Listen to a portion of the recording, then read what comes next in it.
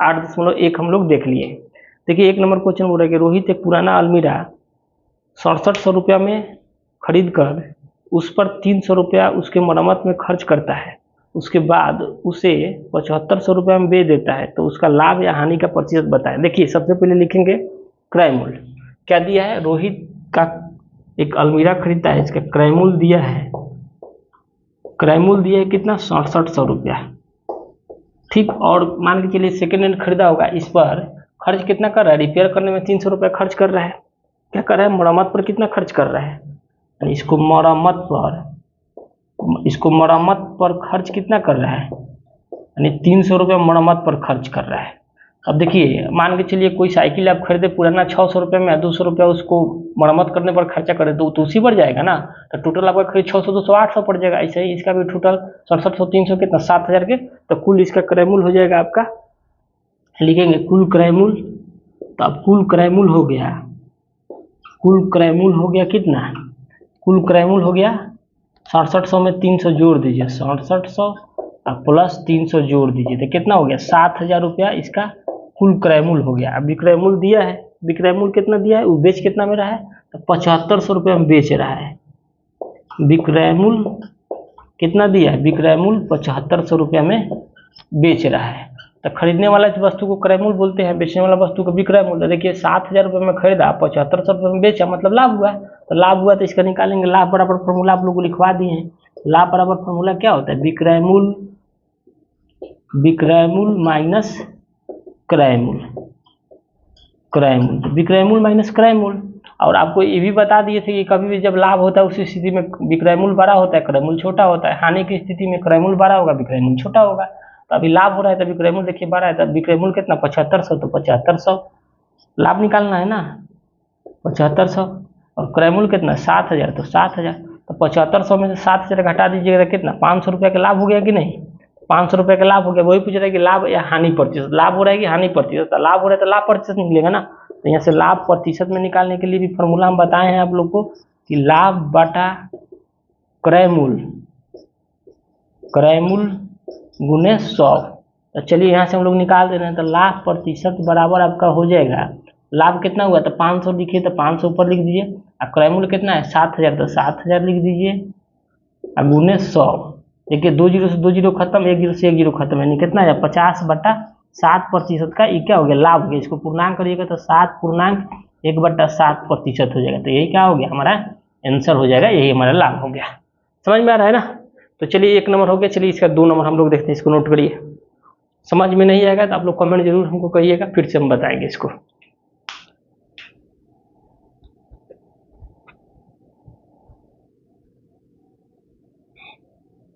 चलिए इसको नोट करिए, जल्दी आप लोग नोट करिए।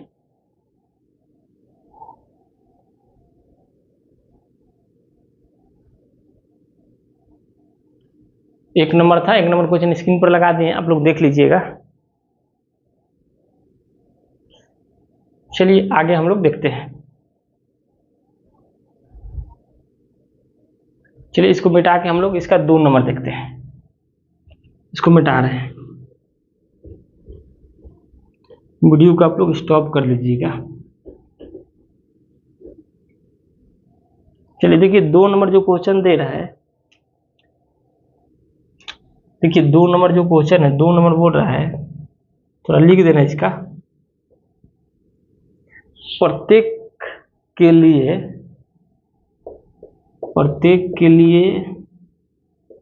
एक्स वाई जेड का मान ज्ञात करें। एक्स वाई जेड का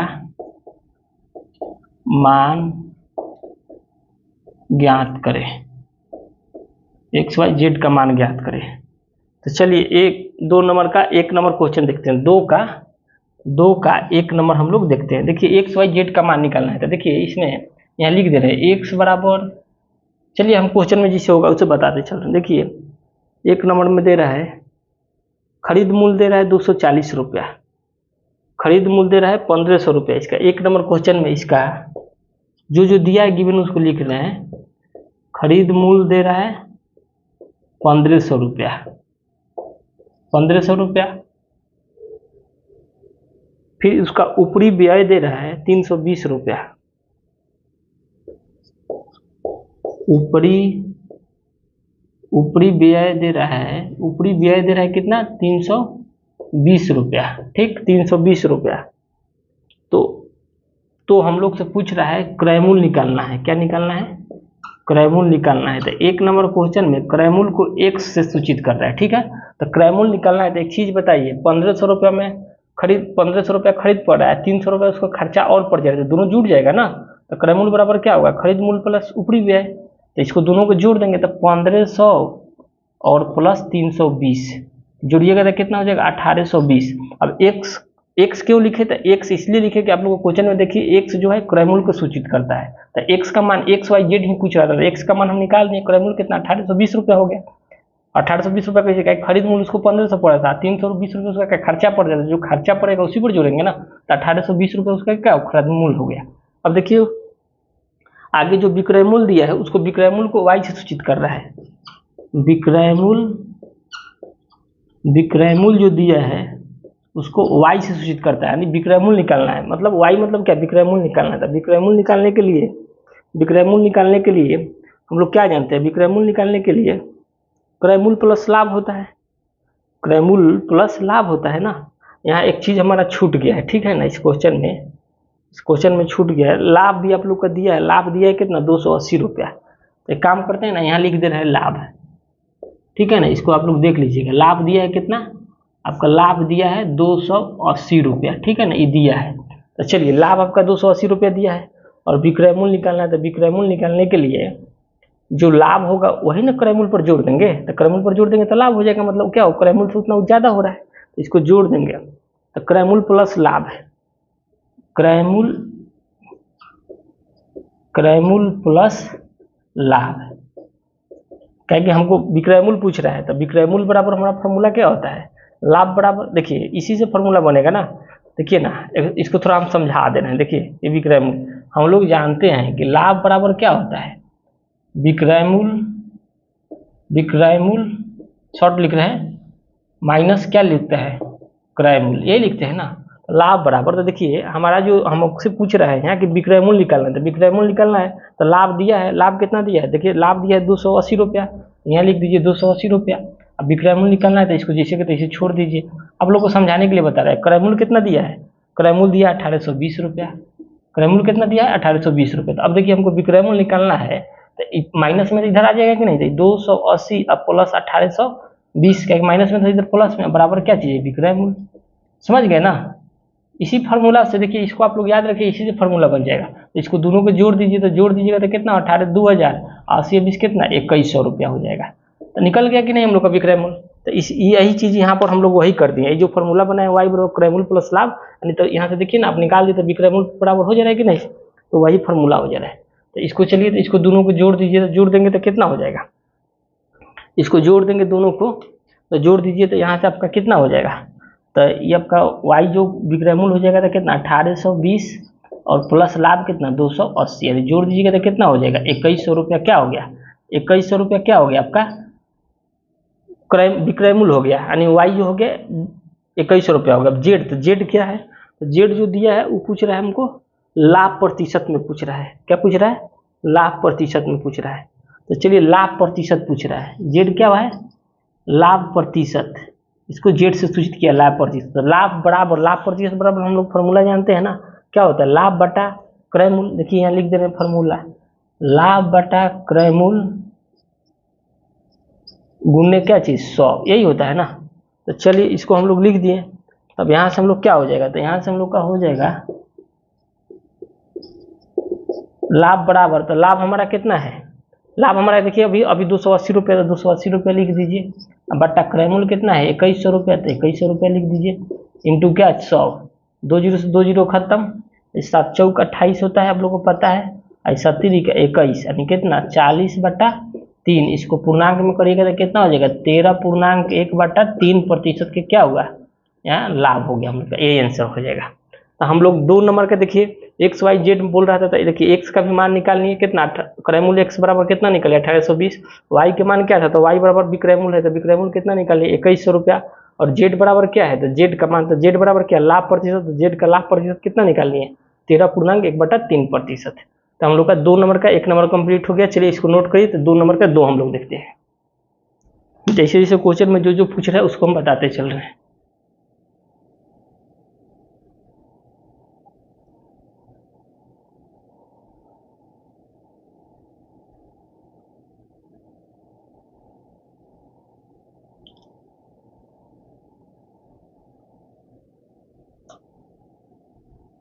चलिए इसका हम लोग 2 नंबर देखते हैं।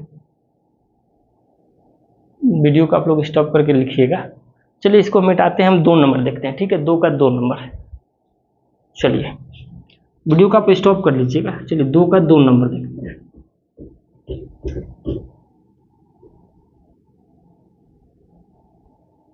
2 का 2 नंबर। चलिए 2 का 2 नंबर में देखिए क्या क्या दिया है। 2 का 2 नंबर में दिया है आपका खरीद मूल्य दे रहा है 240 रुपया। 2 का 2 में दे रहा है खरीद मूल्य दे रहा है 240 रुपया। ठीक, ऊपरी व्यय दे रहा है 20 रुपया। ऊपरी व्यय दे रहा है कितना, 20 रुपया। और क्रय मूल्य जो दे रहा है, क्रय मूल्य जो दे रहा है एक्स में दे रहा है, यहां भी दे रहा है। क्रय मूल्य जो दे रहा है एक्स में दे रहा है। तो क्रय मूल्य बराबर क्या होता है, तो क्रय मूल्य बराबर अभी बताए थे आप लोग का ना, खरीद मूल्य प्लस ऊपरी व्यय हो जाएगा। मान के चलिए खरीद के लिए 240 रुपये, 20 रुपये और खर्च के, दोनों को जोड़ देंगे। तो अब हम लोग यहाँ लिख सकते हैं, आप चाहे तो आप लिख सकते हैं क्रय मूल्य बराबर एक्स का मान, एक्स से क्या सूचित कर रहा है क्रय मूल्य को, तो यहाँ लिख सकते हैं खरीद मूल्य प्लस, देखिए यहाँ लिख दे रहे हैं खरीद मूल्य प्लस ऊपरी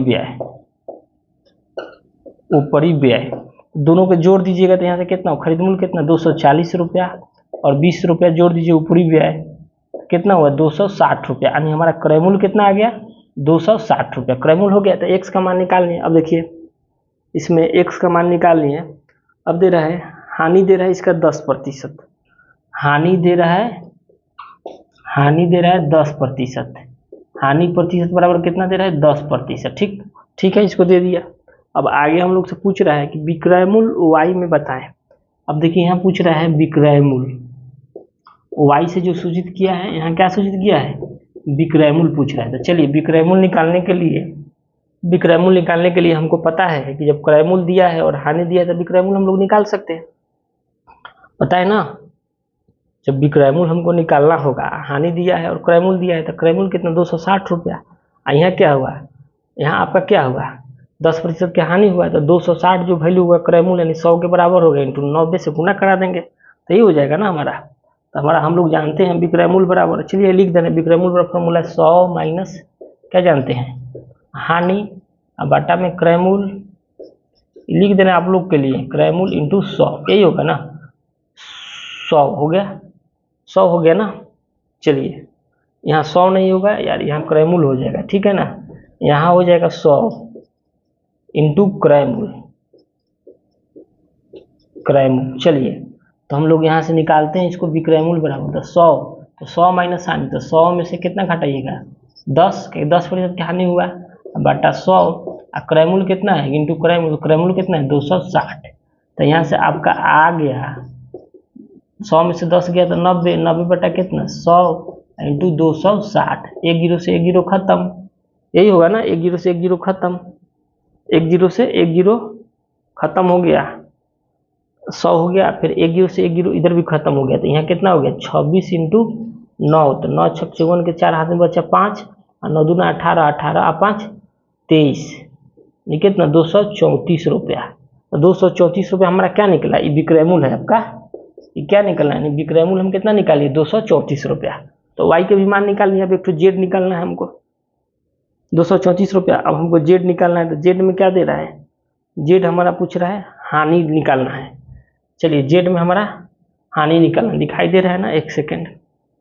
चलिए जेड में हमारा हानि निकालना है, ये क्या है हानि है, जेड को कैसे सूचित किया हानि निकालना है। तो हानि बराबर फॉर्मूला आप लोग जानते हैं क्या होता है, हानि बराबर क्रय मूल्य माइनस विक्रय मूल्य, ये लगा दीजिए ना भैया, क्रय मूल्य माइनस विक्रय मूल्य, यही होता है ना हानि बराबर क्रय मूल्य माइनस विक्रय मूल्य। आप लोग थोड़ा ठीक से लिख लीजिएगा। तो क्रय मूल्य कितना है 260 रुपया। अब विक्रय मूल्य कितना है 234 रुपये, तो यहाँ लिख दीजिए 260 माइनस 234।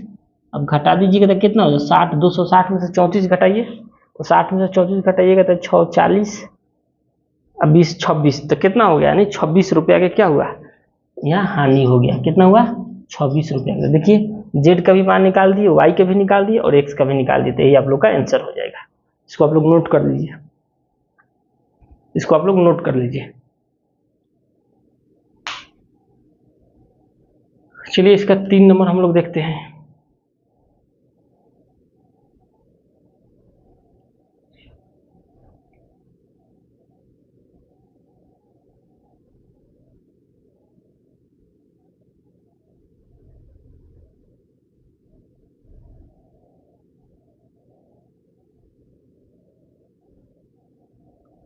चलिए 2 का 3 नंबर देखेंगे हम लोग।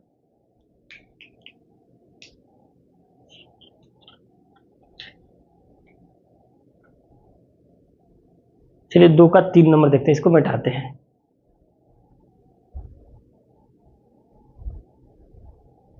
चलिए 2 का 3 हम लोग देखते हैं।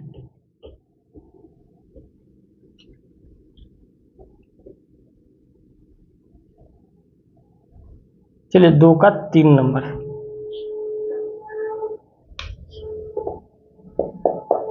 तीन नंबर में, चलिए 3 नंबर में क्या क्या गिवन दिया है हम लोग देखते हैं। 3 नंबर में देखिए खरीद मूल्य दिया है 500। 3 नंबर में देखिए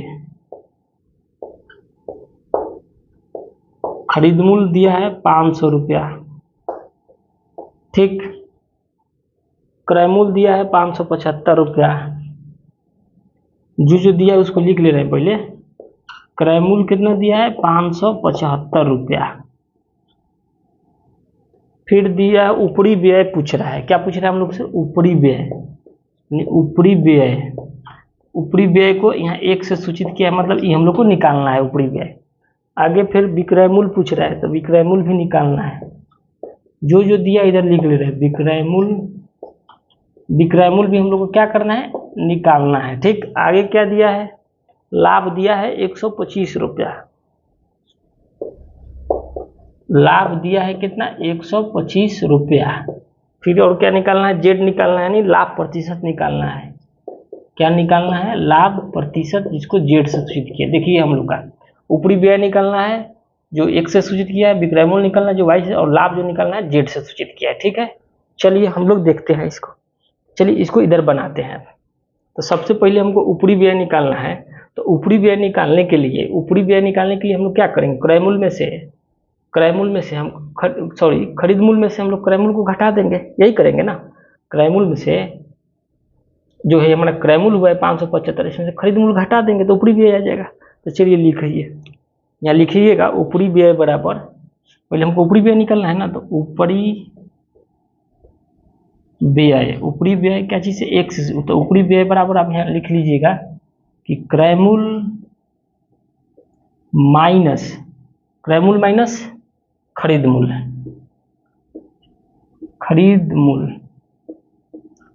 देखिए फॉर्मूला के साथ देखिए, तो ऊपरी व्यय आपका आ जाएगा यहाँ से कितना, आपका ऊपरी व्यय यहाँ से यही हम लिख दिए, डैश का मतलब समझिए कि यही हम निकाल रहे थे। क्रय मूल्य कितना है 575, ऊपरी व्यय कितना है, खरीद मूल्य कितना है 500, घटाइएगा तो कितना हुआ, यानी 575 रुपया। खाली 75 रुपया होगा ना, यानी इसका ऊपरी व्यय कितना था 75 रुपया, तो एक्स का मान 75 रुपया आ गया। अब चलिए जब एक्स का मान 75 रुपया आ गया, तब हमको लाभ भी निकालना है। तो लाभ बराबर हमारा क्या होता है, लाभ बराबर, तो देखिए यहाँ से लाभ निकालना है तो लाभ निकाल दे रहे हैं। तो लाभ बराबर हमारा फॉर्मूला यही होता है ना, विक्रय मूल्य माइनस का क्रय मूल्य। तो देखिए हम लोग को क्रय मूल्य और लाभ दोनों हमको पता है, तो विक्रय मूल्य नहीं कहते। देखिए लाभ आपका कितना दिया है 125 रुपया, तो यहाँ लिख दीजिए 125 रुपया फॉर्मूला पर। विक्रय मूल्य तो हमको निकालना है, तो विक्रय मूल्य को क्या चीज़ सूचित किया है वाई से ना, तो यहाँ ब्रैकेट में इसको वाई ले लीजिए, ठीक है ना। विक्रय मूल्य बराबर, विक्रय मूल्य को क्या चीज वाई से सूचित किया, तो वाई माइनस क्रय मूल्य कितना है, देखिए क्रय मूल्य आपका दिया है 575 है, 575। अब देखिए हमको विक्रय मूल्य निकालना है, तो विक्रय मूल्य जिसे के तैसे रह जाएगा, 575 इधर आ जाएगा नहीं, तो सॉरी 125 है, हम 120 लिखे थे लाभ, तो 125 माइनस में है, तो 575 माइनस में इधर आ जाएगा, तो प्लस हो जाएगा 575। तो यहाँ से क्या हो जाएगा, विक्रय मूल्य बराबर वाई। तो अब इसको जोड़ दीजिएगा तो कितना हो जाएगा, 575, 600, 100 कितना हो गया, 700 हो जाएगा ना। यानी यहाँ से विक्रय मूल्य बराबर क्या हो गया, विक्रय मूल्य बराबर वाई। तो वाई के मान कितना आ गया, 700। तो हम लोग यहाँ निकाल लिए ना, विक्रय मूल्य आपका कितना आ गया, 700 रुपया हो गया। तो वाई भी निकाल लिए। अब हमको जेड निकालना है, तो जेड में क्या है, लाभ प्रतिशत। तो चलिए लाभ प्रतिशत, तो लाभ प्रतिशत के फॉर्मूला आप लोग जानते हैं क्या होता है, लाभ बटा, इसको जेड से दर्शा दीजिए कि जेड हम निकाल रहे हैं। तो लाभ बटा क्या होता है, क्रय मूल्य गुने 100। तो चलिए इसको हम लोग निकालते हैं। तो हमारा लाभ कितना है, लाभ तो पता नहीं है आप लोग को, तो लाभ पता नहीं है, तो लाभ निकालने के लिए सबसे पहले हम लोग क्या करेंगे, विक्रय मूल्य माइनस क्रय मूल्य कर देंगे। ताकि विक्रय मूल्य हमारा 700 हो गया है, क्रय मूल्य कितना है, 575 है। तो चलिए इसको घटा दे रहे हैं। तो लाभ तो पता ही है, तो लाभ निकालने की क्या जरूरत है, लाभ तो है दिया है ना 125 रुपये। देखिए लाभ तो दिया है, तो यहाँ डायरेक्ट रखिए ना। तो यहाँ लाभ प्रतिशत बराबर जेड। तो लाभ कितना है 125, अब बट्टा में क्रय मूल्य कितना है, तो क्रय मूल्य आपका दिया है 575, अब गुने क्या चीज़ 100। देखिए तो इसको अब काट कूट करेंगे हम लोग, तो 25 से काटिए, तो देखिए 25 25 125 है, देखिए 25 दूना के 50, यहाँ बचा कितना 7, तो 25 3 75। तो ऊपर गुना करेंगे तो कितना, 100 में 5 से तो 500, अब 500 बटा 23, 500 बटा 23 हो जाएगा ना, 500 बटा 23 हो गया, 500 बटा 23 हो गया आपका। तो 500 बटा 23 हो गया, मतलब इसको पूर्णांक में तोड़िएगा तो ये आपका हो जाएगा 21.17 बटा 23। इसको पूर्णांक में तोड़िएगा तो आपका आ जाएगा 21.17 बटा 23% का क्या होगा, लाभ होगा। समझ गए ना, तो 3 नंबर का आपका हो गया। चलिए 3 नंबर हम लोग देख लिए। अब तो कुछ कह के देखिए, इसमें यही पूछ रहा था ना, एक्स यानी ऊपरी व्यय, तो ऊपरी व्यय आप लोग को पहले ही निकाल के दिखा दिए, एक्स बराबर कितना 75 रुपया। फिर पूछ रहा है इसका वाई विक्रय मूल्य, तो विक्रय मूल्य बराबर भी निकाल के दिए, वाई बराबर कितना 700 रुपया। फिर पूछ रहा है क्या चीज़, लाभ प्रतिशत जेड, तो लाभ प्रतिशत जेड बराबर भी निकाल के हम लोग कितना दिखा दिए 21.17 बटा 23, यानी 500 बटा में 23%, ये होगा हमारा। चलिए इसको आप लोग नोट कर लीजिए। तो हम एक काम करते हैं ना, वीडियो लंबा हो रहा है इसलिए हम रहने दे रहे हैं, ठीक है ना। और इसमें 5 क्वेश्चन है, तो 4 नंबर हम लोग कल ले लेंगे इसका, ठीक है ना। 4 नंबर जो क्वेश्चन है उसको हम लोग कल ले लेंगे, ठीक है। वीडियो के यहीं पर स्टॉप करते हैं हम, 4 नंबर क्वेश्चन कल हम ले लेंगे। वीडियो हमारा कैसा लगा जरूर बताइए आप लोग को, और आप लोग को इसमें यहाँ तक कुछ समझने में कोई दिक्कत होगा तो कमेंट जरूर करिएगा। चैनल के नाम है सिंघन ऑनलाइन क्लासेस, सिंघन ऑनलाइन क्लासेस। तो जरूर सर्च करें और सब्सक्राइब करें अपने दोस्तों के बीच, और लाइक कमेंट जरूर करें, चैनल का नाम यही है, ठीक। फिर मिलते हैं हम लोग कल के वीडियो में, आगे हम लोग इसका देखेंगे, इसी में 2 में ही 4 नंबर 5 नंबर कल हम लोग देखेंगे, ठीक है ना। वीडियो लंबा हो रहा है इसलिए वीडियो को यहीं पर स्टॉप करते हैं।